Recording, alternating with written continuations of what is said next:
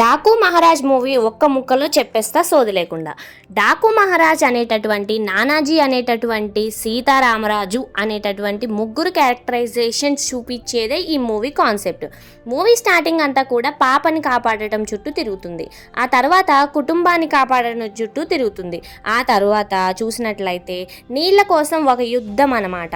ఏ రాజు అయినా సరే రాజ్యం కోసం యుద్ధం చేసిండు, బంగారం కోసం వజ్ర వైడూర్యాల కోసం చేసిండు. కానీ ఈ రాజు చూసినట్లయితే నీళ్ళ కోసం, ప్రజల కోసం ఒక యుద్ధం అయితే చేస్తాడు. ఎస్, మీరు వినేది నిజమే. నీళ్ళ కోసం చేసేటటువంటి ఒక యుద్ధాన్ని మనకైతే ఈ మూవీలో చూపించేటటువంటి ప్రయత్నం అయితే చేశారు. ఈ మూవీ ఎలా ఉంది, ఓవరాల్గా నాకు నచ్చిందా లేదా అంటే, బాలయ్య సినిమాలో మీరు ఏమైతే ఎక్స్పెక్ట్ చేసి వెళ్తారో అవన్నీ కూడా నిండుగా ఉంటాయి అన్నమాట. మీకు బాలయ్య గారి మూవీలో ఏం కావాలి? ఎలివేషన్లు కావాలంటే ఎలివేషన్లు ఉన్నాయి, బీజిఎం కావాలంటే బీజిఎం ఉంది, డైలాగులు కావాలంటే డైలాగులు ఉన్నాయి, ఫైట్స్ కావాలంటే ఫైట్స్ కూడా ఉన్నాయి. అన్నిటికన్నా మించి బాలయ్య బాబు గారి సినిమాలో మనం ఎక్స్పెక్ట్ చేసేది స్టోరీ. ఆ స్టోరీ కూడా ఉంది ఈ మూవీలో.